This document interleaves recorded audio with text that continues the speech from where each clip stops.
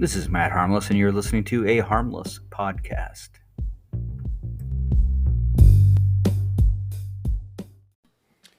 For those who are new here, if you are new here, then you may need a slight introduction to this post. I'll start with the basics.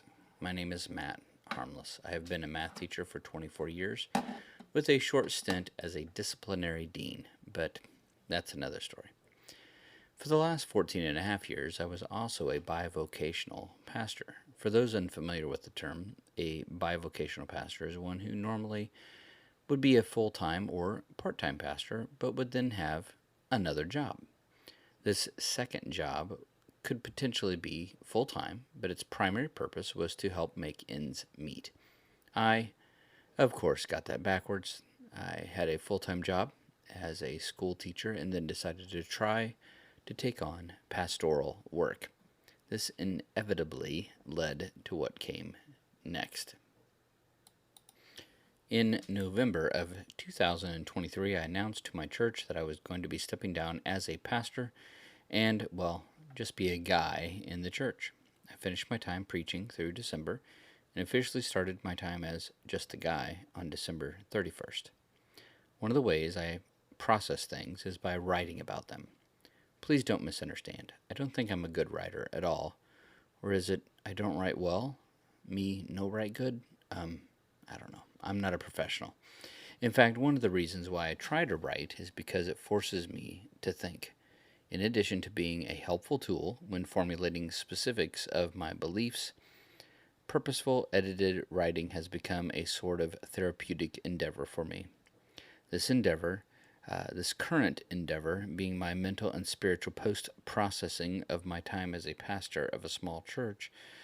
Well, this processing will hopefully take the form of analyzing what I've learned and what I am continuing to learn. The first thing that I need to tackle is, should I stay or should I go? So there you go. Should I stay or go? Should I go? First, cue the clash. Should I stay or should I go now? Okay, enough of that. Well, now that we have that out of our systems, or ingrained in our minds as the theme music for the remainder of this post, let's deal with what I am trying to handle. If you have a pastor of a church, especially a smaller church, who decides to step down from the pastorate, one of the first hurdles to deal with is whether or not that pastor should stay at that church. Depending on who you talk to, you will essentially get three responses. They are all versions of, you should go, but they are not all for the same reasons. Response number one, go. This is the first and most common response. Most people that I talk to just assume that I'm going to go somewhere else. In fact, the most common response from people who hear that I've stepped down is, so, where are you going to go to church? I believe that the reason why this is the most common response is that this is what most have experienced. They went to a church where the pastor stepped down, the pastor said his goodbyes, and went to another church. This is what people are used to, so they just expect it. Response number two, no, really, go. Some don't assume you should go, they just think you should. Instead of remembering when a pastor left, they remember when a pastor stayed. And it weren't good.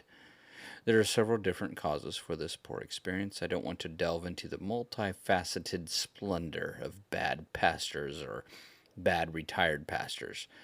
I'm sure there are plenty of people already doing that. I just want to mention the one single biggest cause of bad experiences when a decent pastor stays after his retirement is its control. Whether they wanted it to be that way or not, they were in control. Some more than others. And to let go of that control, they just can't do it. So some say, no, really, you should go. Response number three, stay? Are you nuts? This is the response I usually get from pastors who have stepped down. Whether they retired or were just tired, they stepped down and stayed. But then it didn't go so well. Maybe it was that the people were too dependent on them. Maybe the people wouldn't let them rest. Maybe it was something else. Regardless of the reason, it just didn't work. So when this group of people talk to me, it is usually a version of, are you crazy? Or it is an Okay, accompanied with that nonverbal. Poor fella, he'll just have to go through this before he understands the world. Well, I'm staying. I decided to stay. Here are the reasons why I didn't even have to think about it for very long. Number one, I'm not a control freak. I don't want to be in control. I never wanted to be in control. I have been looking for and hoping to find people to take the reins. I could argue that those who think they have control ought to relinquish it immediately. We are not the heads of our churches. Christ is.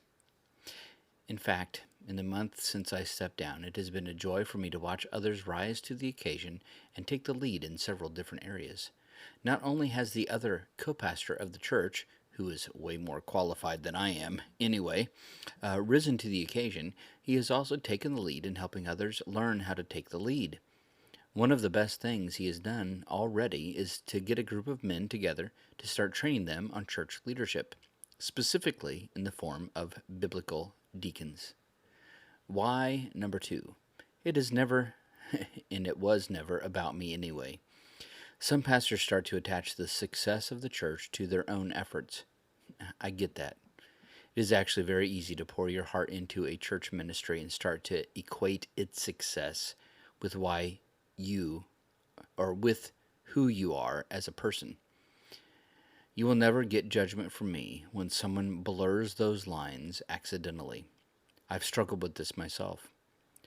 Less in the success and more in the failures. Anytime someone left our little church because of any reason, the parts that they might list as a lack in the church felt like a lack in myself. But the church isn't about us. As I've stepped away from the pastorate, I knew that it might succeed or fail without me. Its success or failure would not be about me anyway. If it failed because I wasn't there, then it probably should fail. No church should be dependent on any one man. If it succeeded because I was not doing it, that wouldn't be an insult to me, as if I wasn't essential. Because, well, I am not essential. Only Christ is. I've been preaching it for years, but stepping away is an opportunity to watch the theory in practice. Why, number three, you just don't know Edgewood. That's what I usually say to others. When they say, "Aren't you going to leave?" I say, "No. If that seems weird to you, well, you just don't know my Edgewood, right? This church is my family." Note, I didn't say the church is my family. I said this church is my family. One of the key, most important things that I have learned as a pastor hinges on that one little difference. Notice I'm emphasizing it by talking slower. A church versus the church. There are a lot of people I know who love the church in theory, but have a really difficult time in reality. They have all sorts of reasons why this is, but most of them are focused on the failures of the church in opposition to their own ideas of what they are expecting. You know what? I'm going to stop there, and I think I'm going to make this the focus of my next post-pastoral thought. Well, thank you for listening. Don't forget to do those things that people do with podcasts, especially you, my one listener. Thank you for listening.